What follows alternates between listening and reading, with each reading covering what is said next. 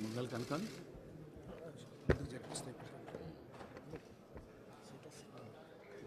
కొద్దిగా పొడుగానే ఉన్నది.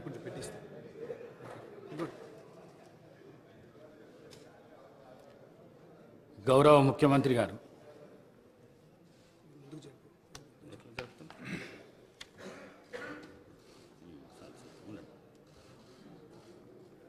మూడవ తెలంగాణ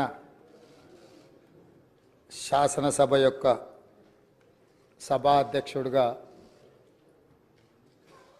గడ్డం ప్రసాద్ కుమార్ గారిని ఈ శాసనసభలో కాంగ్రెస్ పార్టీ, భారత రాష్ట్ర సమితి, అదేవిధంగా సిపిఐ, ఎంఐఎం పార్టీలు ప్రత్యక్షంగా మద్దతు పలికి ఏకగ్రీవంగా ఎన్నిక కావడానికి, అదేవిధంగా భారతీయ జనతా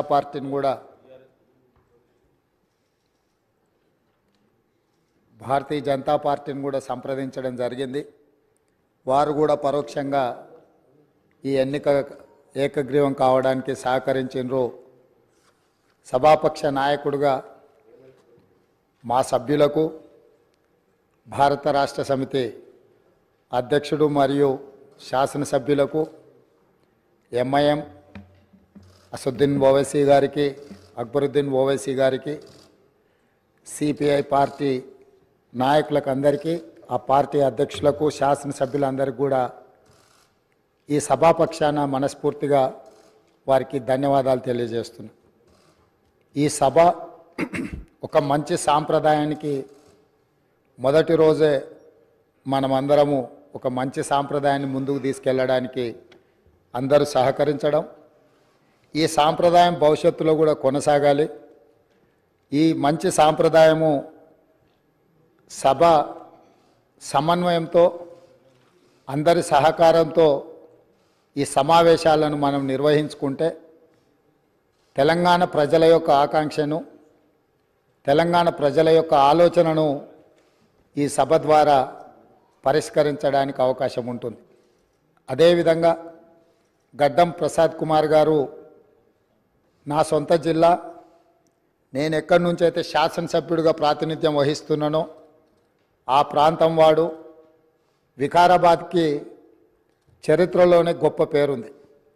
నిజాం సర్కారు ఉన్నప్పుడు చాలా రుగ్మతలు ఉన్న వాళ్ళకి వైద్య సహాయం అందాల్సిన వివిధ రకాల ఇబ్బందులు ఉన్న వాళ్ళందరినీ కూడా వికారాబాద్ గుట్ట మీద వైద్యం చేస్తే అందరికీ ఆ రుగ్మతలు తగ్గి సమస్యలు పరిష్కారం అవుతాయని తెలుసు. ఇప్పటికి కూడా అక్కడి వాతావరణం, అక్కడి గాలి, అక్కడి నేల ఒక మంచి వైద్యానికి ఉపయోగపడే ప్రాంతం. ఆ ప్రాంతం నుంచి వచ్చిన గడ్డం ప్రసాద్ కుమార్ గారు మన 3వ శాసనసభకు స్పీకర్గా ఎన్నిక కావడం ద్వారా సమాజంలో ఉన్న ఎన్నో రుగ్మతలను, సమస్యల్ని ఈ సభలో వారి నాయకత్వాన చర్చ జరిగి పరిష్కారం అవుతుందని చెప్పి నేను స్పష్టంగా భావిస్తున్నాను, ఆశిస్తున్నాను. అదేవిధంగా వారు అతి సామాన్యమైన కుటుంబం. వెనుకబడి చిన్న వయసులోనే తండ్రిని కోల్పోయి కుటుంబ బాధ్యతను తీసుకొని 8 మంది సోదరీమణుల మధ్యలో ఒక్కడుగా చిన్న వయసులోనే కుటుంబ బాధ్యతను భుజాల మీద వేసుకొని 8 మంది ఆడపడుచులను సమన్వయం చేసుకుంటూ సమాజంలో కుటుంబం యొక్క గౌరవాన్ని నిలబెడుతూ ఏ లోటు రాకుండా సోదరీమణులందరినీ కూడా ఈ రోజుకు, ఆ రోజు నుంచి ఈ రోజు వరకు సమన్వయంతో ముందుకు తీసుకెళ్తున్నాడు. అంటే ఉమ్మడి కుటుంబం ఎలా ఉండాలి, ఉమ్మడి కుటుంబంలో కుటుంబ సభ్యులకు ఉండే సమస్యల్ని వాళ్ళు అడగక ముందే గుర్తించి పరిష్కరించడం తెలిసింది అని అంటే ఈ శాసనసభ కూడా స్పీకర్ గారి కుటుంబం. మనందరం కూడా వారి కుటుంబంలో సభ్యులం. అది ప్రతిపక్షమో, పాలకపక్షమో, విపక్షమో అనే విభేదాలు లేకుండా సభ్యులు అంటే ఈ సభ యొక్క సభ్యులు.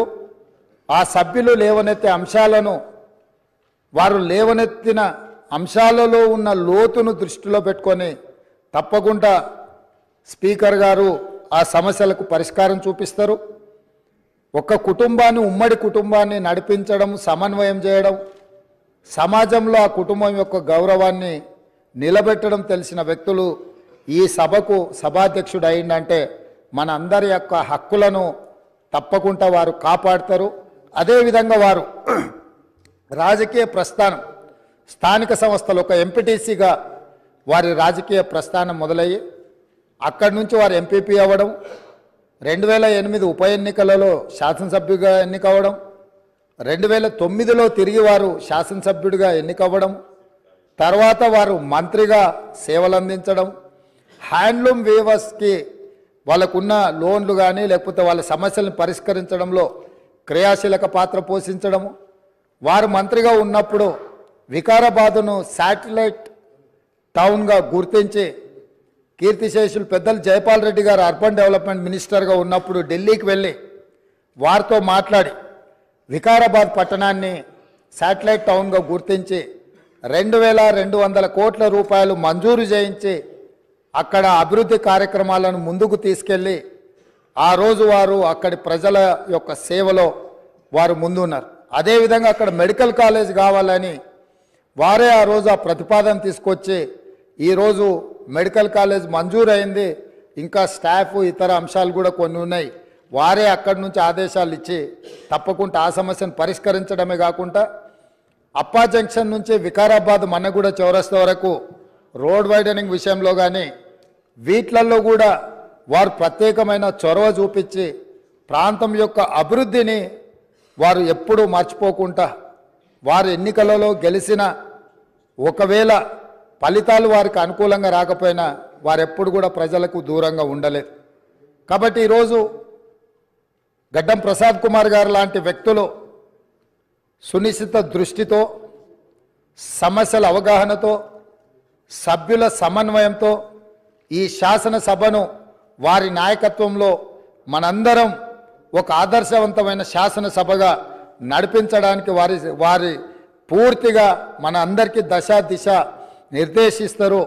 వారిని మనస్ఫూర్తిగా ఎంపీటీసీ నుంచి శాసనసభాపతిగా ఈరోజు ఈ బాధ్యతలు నిర్వహించే వరకు వారి యొక్క రాజకీయ ఎదుగుదల కావచ్చు, ప్రజా సమస్యల పరిష్కారంలో కావచ్చు, వారి యొక్క కృషిని అభినందిస్తూ నేను ఏ ప్రాంతం నుంచి అయితే శాసనసభ్యుడిగా ఎన్నికైనానో మా ప్రాంతానికి సంబంధించిన శాసనసభ్యులే ఆ ప్రాంత నివాసే వికారాబాద్ జిల్లా ఒకప్పుడు డాక్టర్ మర్రి చెన్నారెడ్డి గారు ఆ ప్రాంతం నుంచి వచ్చి దేశ రాజకీయాలలోనే అత్యంత క్రియాశీలక పాత్ర పోషించారు. ఆ ప్రాంతం నుంచి వచ్చిన గడ్డం ప్రసాద్ కుమార్ గారు ఈ సభ అధ్యక్షుడిగా ఎన్నికవ్వడం, ఈ ఎన్నికవ్వడానికి సహకరించిన మిత్రపక్షాలన్నిటినీ ప్రతిపక్షాలు